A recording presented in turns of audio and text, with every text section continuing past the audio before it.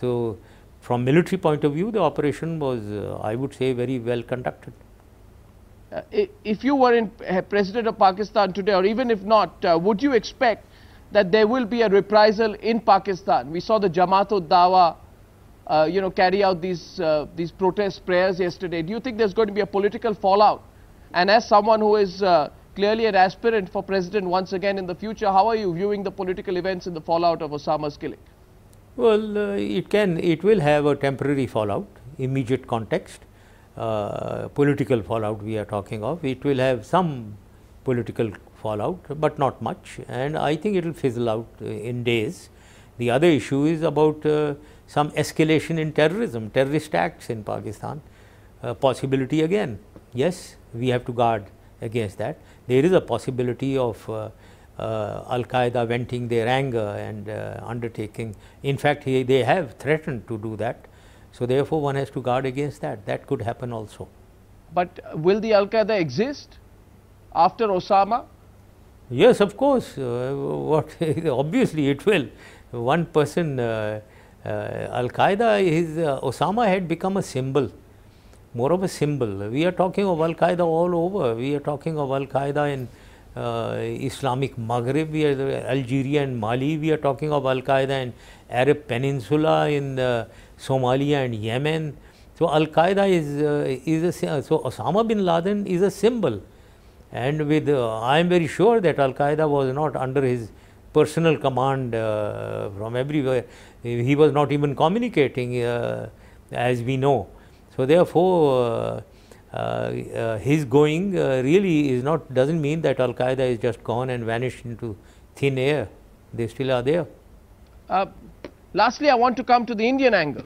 General Musharraf, people in India believe this is the best time for India to launch another diplomatic offensive against a very discredited Pakistan. We already had a statement from the American ambassador Tim Romer here, where he said we would once again appeal to the Pakistani government and push them to take action against Hafiz Saeed, Lakhvi and the others in the 26/11 attack.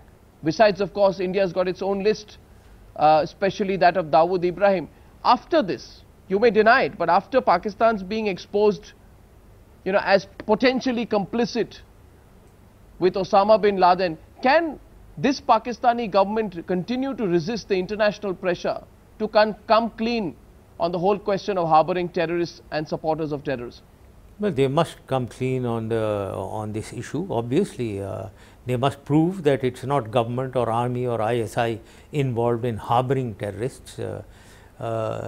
The other issue of Lashkar-e-Tayyaba, Hafiz Saeed or Dawood Ibrahim and all that, well, I leave it to the government to respond. But one thing is very clear. India should not follow a one-sided affair. We know that the terrorist of Pakistan, Brahm Dag, keeps going to India. He is received in Delhi by your RAW. So, let us not make this a one-sided affair. If this happens, if you are talking of Dawood Ibrahim, we are talking of him also. Let RAW also do its bit in removing these doubts and sensitivities of Pakistan. So, it is not a one-sided game at all. And that is what I have always been saying. But General Musharraf, unfortunately, India tries to push its own way. Well, Pakistan will not allow that. General Musharraf, finally, it's a game. We have to fight terrorism. Yeah. But you have a role to play. Your RAW has a role to play also to correct it. And so also we should play our role to correct it. Sure, certainly. I mean, both sides, nobody should support terrorism. Yes, my penultimate question to you is, even if I were to take your point, General Musharraf, it's been proven, the most experienced commentators in America are now saying that Pakistan's bogey of Kashmir, which has been used to justify continuing support to the Taliban and other extreme elements, that must be nipped in the bud. More and more arguments today, in the American media and among informed American scholars are saying the same thing. We cannot let Pakistan use Kashmir anymore to justify this sort of action. What sort of action? I don't think anyone here is connecting that. Kashmir, the bogey of Kashmir, as you said, well, I won't call it a bogey at all. It's a great reality. And if anyone in India calls it a bogey, where they are very, very divorced from reality. It's a very important issue. It gives rise to public sympathy for the people of Kashmir, and the people of in Pakistan who have this public sympathy want to go across voluntarily to fight your army in Kashmir. Now, if Indian leadership does not accept this or does not realize this, we are divorced from reality. We will never have peace. We will not be able to fight terrorism at its core. So, we have to resolve the Kashmir dispute. It's not a bogey. What about Dawood Ibrahim? What about Dawood Ibrahim? Why is he so indispensable to the Pakistani government? Why do you need to provide him this support? Nobody is indispensable, but I would like to say that the issue cannot be one-sided. Your terrorist, you expect ought to be our terrorist, but we also expect that our terrorist should also be your terrorist. So, when we talk of Brahm Dag, who from Kabul goes to Delhi and he is received by RAW, and that we know that through him arms and money gets transferred to terrorists in Pakistan, like his cousin who was bringing arms into Pakistan, truckloads, obviously getting it from sources which were facilitated probably most likely by RAW.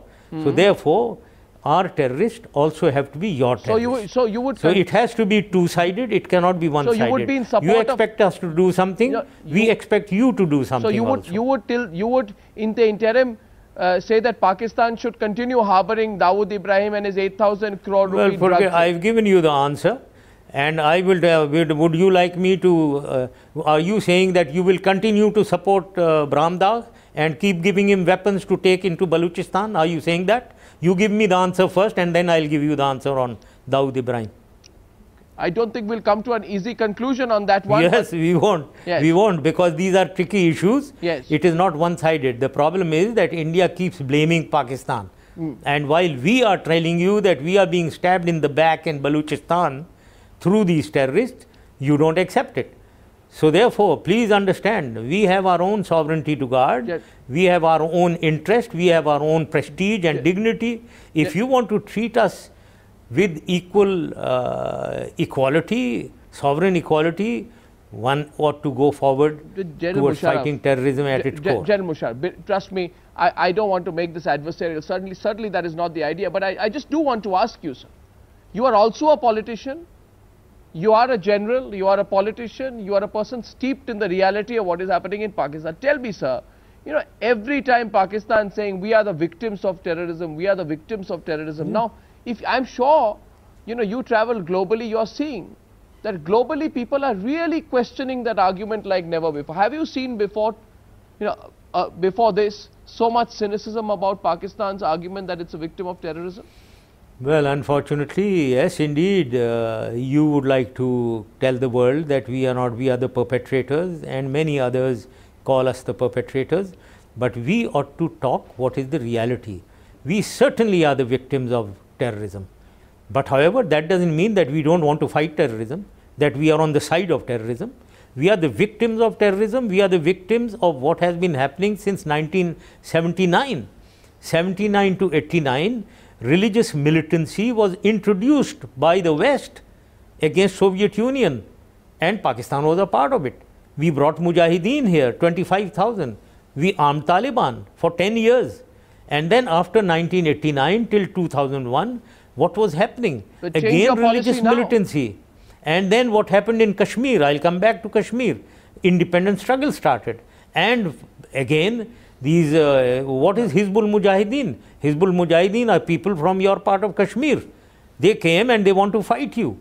And then there were people of Pakistan who want to go across and fight. So therefore, this was the effect of all that was happening in Afghanistan and in Kashmir, yes, that we had the fallout of religious militancy. So we are the victims of terrorism, because look at the bomb blast, look at the suicide bombs. Aren't we the victims? Well, who says we are not the victims? But that doesn't matter. If you are inferring, if you are implying that anyone is saying that we therefore we will not fight terrorism, therefore we will side the terrorists. No, that is not what we are saying. So how do you relate these two? Yes, we are the victims, but we are on the side to fight terrorism. We want to destroy Al-Qaeda. We will fight Taliban and defeat them. We want to do that. Well, so what is the controversy? okay. Let's see which way the global opinion moves. But it's always a pleasure talking to you, General Parvez Musharraf. Okay. Thank you for joining me on the Thank news. you. Thank you. I don't get impressed by global views. I have my own views, and I have views of Pakistan, and I believe in projecting Pakistan views. Absolutely, and General Musharraf, I don't agree with your views, but you have your right to have your views, and we are putting your views out tonight. Of course. Thank you. Of course, yes. You have right to your views, I have right to my views. Absolutely. Okay? Thank you Yes. very much. Look forward to talking Thank again. you. Thank you. Thank you very much. Okay. Thank you. Well, General Musharraf, thank you very, very much. Good talking to you, and thank you to all our viewers. Tell us what you think of how you think India is responding to the present situation. For now, good night and goodbye.